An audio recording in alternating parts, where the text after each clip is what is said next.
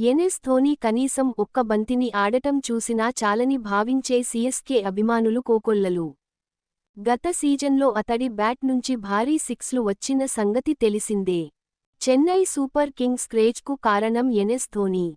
సుదీర్ఘంగా ఆ జట్టుతో ప్రయాణిస్తోన్న అతడి కోసమే మైదానాలకు వచ్చేవాళ్లు ఉన్నారంటే అతిశయోక్తి కాదు.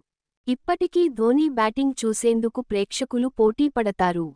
అయితే ధోనీ క్రేజ్ ముందు సీఎస్కేలోకి కొత్తగా వచ్చే క్రికెటర్లు ఇబ్బందిపడతారని, వారిపై ఒత్తిడి కూడా ఎక్కువగా ఉంటుందని మాజీ క్రికెటర్ అంబటి రాయుడు వ్యాఖ్యానించాడు.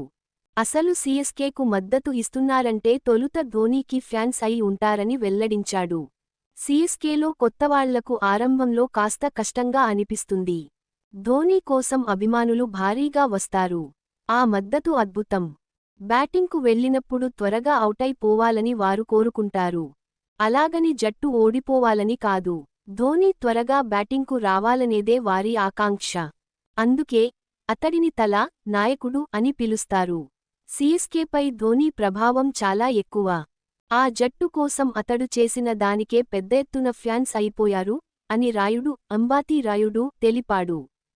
ఐపీఎల్ ఆరంభం నుంచి ధోనీ క్రేజ్తోనే సీఎస్కే ముందుకు సాగుతోంది. చాలామంది క్రికెటర్లు తమ మనసులో అనుకొన్న విషయాలను బయటకు చెప్పలేరు.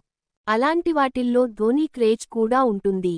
ధోనీని క్రీజ్లో చూడాలనుకొనే క్రమంలో సొంత జట్టు బ్యాటర్లనే అవుట్ కావాలని కోరుకుంటారు.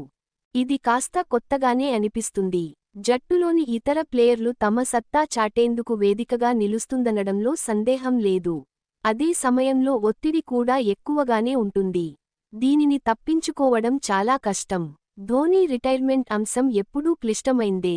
అభిమానులను ఈ స్థాయిలో మైదానాలకు రప్పించే స్థాయి కలిగిన క్రికెటర్ను మరొకరిని తయారు చేసుకోవాల్సిన అవసరం సీఎస్కేకు ఉంది. ధోనీ ఉండటం వల్ల ప్రతిరోజూ స్టాండ్స్ నిండిపోతున్నాయి.